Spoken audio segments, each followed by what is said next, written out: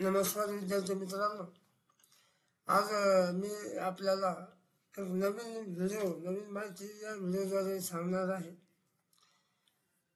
माझी विनंती आहे की आपण हा व्हिडिओ पाहावा, आपल्याला आवडल्यास तो शेअर करावा, सबस्क्राईब करावा. माझ्या यूट्यूब चॅनलचं नाव आहे GMG.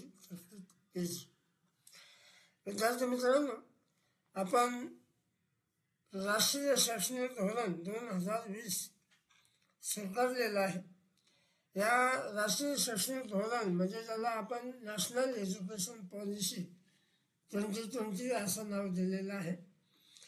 हे धोरण सुरू करण्यापूर्वी आपल्या भारत देशामध्ये पूर्वी जे आयोग होते, म्हणजे याच्या पूर्वी जे आयोग होते, जे धोरणं होते, आणि या राष्ट्रीय शैक्षणिक धोरणाची काय गरज भासली, त्याची काय आवश्यकता होती, याच्यावर हा आजचा व्हिडिओ आहे. चला तर आपण सुरू करूया की राष्ट्रीय शैक्षणिक धोरण नॅशनल एज्युकेशन पॉलिसी 2020 पूर्वीची धोरणं आणि काही पॉलिसीज आणि त्याची या राष्ट्रीय शैक्षणिक धोरणाची आवश्यकता का भासली.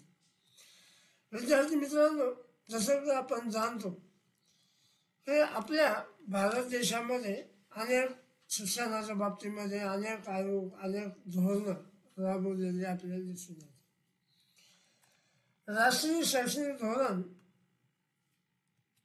2020 हे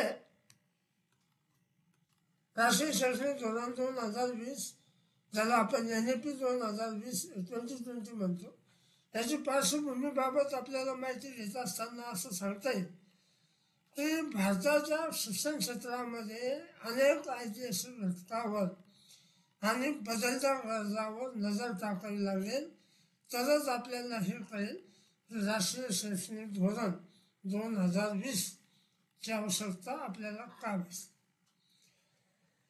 ऐतिहासिक पार्श्वभूमीचा जर विचार केला आपण तर भारतामध्ये शिक्षणासाठी 1968 आणि 1986 मध्ये अशी दोन राष्ट्रीय शैक्षणिक धोरणं आखण्यात आली होती. आणि त्यानंतरच हे 2020चं NEP, त्याला नॅशनल एज्युकेशन पॉलिसी म्हटलं जातं. म्हणजे तब्बल 1968 नंतर 86 मध्ये धोरण आलं. 86 नंतर सरळ 2020 मध्ये हे नॅशनल एज्युकेशन पॉलिसी आलेली आपल्याला दिसून येईल. 1986 मध्ये धोरणामध्ये 1992 मध्ये थोड्याफार प्रमाणामध्ये सुधारणा करून लागू करण्यात आलं. या 1986च्या धोरणानंतर 1992 मध्ये जे धोरण आलं त्यामध्ये आपल्याला प्रामुख्याने जागतिकीकरण, तंत्रज्ञानाचा प्रचार आणि प्रसार आणि शिक्षणातील असमानता यामुळे शिक्षण व्यवस्थेत सुधारणा करण्याची गरज भासू लागली किंवा भासली. 21वे शतक जेव्हा आलं त्या 21व्या शतकामध्ये जागतिक स्पर्धा निर्माण झाल्या, वेगवेगळ्या कौशल्यांची मागणी आली आणि रोजगाराची नवीन क्षितिजे निर्माण करण्यासाठी आधुनिक शिक्षणाच्या धोरणाची आवश्यकता भासू लागली. म्हणूनच 2020 या NEP 2020 या पॉलिसीची निर्मिती झालेली आपल्याला दिसून येईल. तर या शिक्षण व्यवस्थेपूर्वीची आव्हानं कोणती होती मित्रांनो, तर गुणवत्तेचा अभाव होता. शिक्षण व्यवस्थेमध्ये गुणवत्ता सुधारण्याची आवश्यकता होती. विशेषतः ग्रामीण भागामध्ये समानता आणण्याची आवश्यकता होती. शिक्षणामध्ये जातीचा, वर्गाचा, लिंगाचा या आधारावर आधारित असमानता ही एक मोठी समस्या होती. त्यानंतर पारंपरिक शिक्षण पद्धती आणि रोजगार क्षमतेवर आणि कौशल्य विकासावर कमी भर देण्यात आला होता. त्याचप्रमाणे आपल्या या 86च्या धोरणानंतर शिक्षणामधल्या ड्रॉपआउट, ज्याला आपण गळती म्हणतो, त्या ड्रॉपआउटचा दर देखील जास्त होता. म्हणजे शालेय शिक्षण अर्धवट सोडणाऱ्या विद्यार्थ्यांची संख्या मोठी होती. त्याचप्रमाणे तंत्रज्ञानाचा अभाव होता.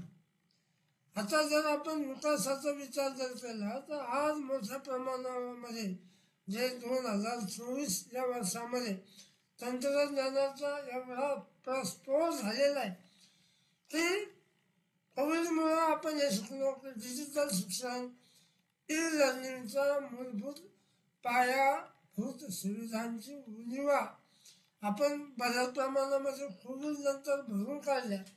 तरी सुद्धा कोविड नंतर आपल्याला डिजिटल शिक्षण आणि ई लर्निंगचं महत्त्व पटल्यामुळे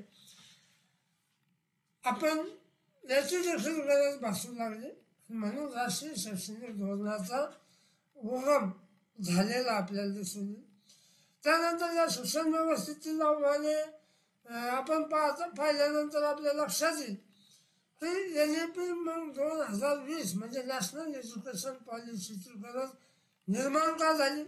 तर भारताच्या शिक्षण क्षेत्रामध्ये अधिक समर्पक, समावेशक आणि जागतिक स्तरावर स्पर्धा करणारी किंवा जागतिक स्टँडर्ड जे आहे त्याच्याशी सुसंगत बनण्यासाठी सुधारित धोरण असावं अशी मागणी देशांतर्गत लोकांमध्ये सुरू झाली.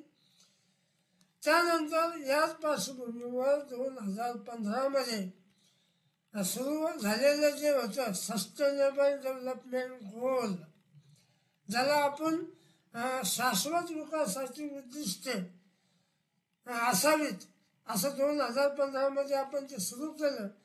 मग यामध्ये सर्वांसाठी गुणवत्तापूर्ण शिक्षण, जर आपल्याला शाश्वत विकास करायचा असेल तर गुणवत्तापूर्ण शिक्षण आणि ते सुद्धा सर्वांसाठी हा उद्देश आपल्यासमोर होता.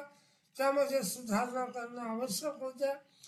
त्याप्रमाणे वेगवेगळ्या संधी आणि आव्हानं देखील आपल्यापुढे होती. ती म्हणजे आर्टिफिशियल इंटेलिजन्स, कृत्रिम बुद्धिमत्ता, मशीन लर्निंग, रोबोटिक्स यासारख्या नवनवीन तंत्रज्ञानामुळे शिक्षणाच्या पद्धतीत बदल आवश्यक होते. त्याचप्रमाणे लोकसंख्या ही आपली भरपूर प्रमाणामध्ये वाढलेली होती, पण बहुतांश लोकसंख्या ही आपली तरुणाईवर आधारित होती. म्हणजे यूथ पॉप्युलेशन आपल्याकडे जास्त होतं आणि या भारताच्या तरुण लोकसंख्येच्या क्षमतेचा आपल्याला प्रभावीपणे उपयोग करून घेण्यासाठी डेमोग्राफिक डिव्हिजन जो आपण साधण्यासाठी शिक्षणाचं धोरण एक नवीन असावं असं समोर आलं. आणि त्यातूनच या NEP 2020 म्हणजे नॅशनल एज्युकेशन पॉलिसी 2020ची म्हणजे निर्मिती झाली असं आपल्याला म्हणता येईल. त्यानंतर ही प्रक्रिया कशी झाली बघा, NEP 2020 तयार करण्याची प्रक्रिया. तर हे NEP 2020 जे आहे मित्रांनो, ते तयार करण्यासाठी 2015 TSR सुब्रमण्यम यांच्या अध्यक्षतेखाली एका समितीची स्थापना करण्यात आली.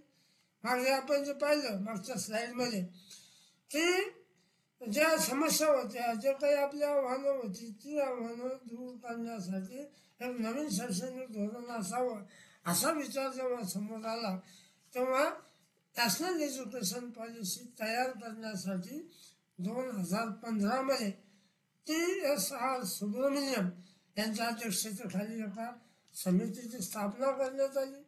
या समितीने जवळपास या विषयावर 2 वर्ष अभ्यास केला.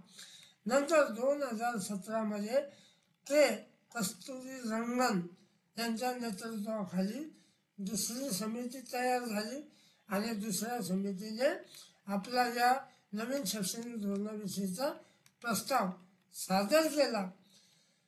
जेव्हा या 2017ची के कस्तुरीरंगन समितीची स्थापना झाली तर ती केवळ त्या समितीनं अनेक तज्ज्ञांचे विचार घेतले, अनेक तज्ज्ञांच्या मुलाखती घेतल्या, अनेक तज्ज्ञांसोबत बैठकी घेतल्या, जनतेकडून त्यांचे व्ह्यूज मागवले म्हणजे मोठ्या प्रमाणामध्ये अभ्यास करून हे धोरण तयार करण्यात आलं.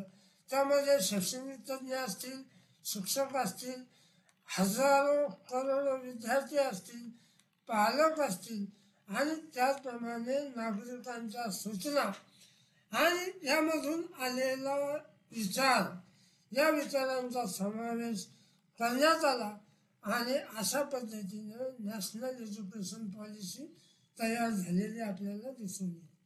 पण या धोरणाचं उद्दिष्ट काय, तर नॅशनल एज्युकेशन पॉलिसी 2020 चा मुख्य मुद्दा जो आहे तो म्हणजे शिक्षण व्यवस्थेमध्ये आमूलाग्र सुधारणा करून भारताला 21व्या शतकात ज्ञानाधिष्ठित अर्थव्यवस्थेचे आणि नेतृत्व करण्यास सक्षम बनवण्याचं हे आपलं उद्दिष्ट आहे या शैक्षणिक धोरणाचं. नॅशनल एज्युकेशन पॉलिसी 2020 हे भारताच्या शिक्षण क्षेत्रामध्ये क्रांतिकारी बदल घडवण्यासाठी आणि भविष्यामधल्या ज्या पिढ्या आहेत या पिढ्या मजबूत पाया घालण्यासाठी एक महत्त्वाचा टप्पा आहे असं आपल्याला म्हणता येईल. तर मित्रांनो, अशा पद्धतीनं आपण नॅशनल एज्युकेशन पॉलिसी 2020 म्हणजे नॅशनल एज्युकेशन पॉलिसी 2020 ही तयार करण्यापूर्वीची परिस्थिती आणि त्याची पार्श्वभूमी ही आपण आज पाहिली. धन्यवाद.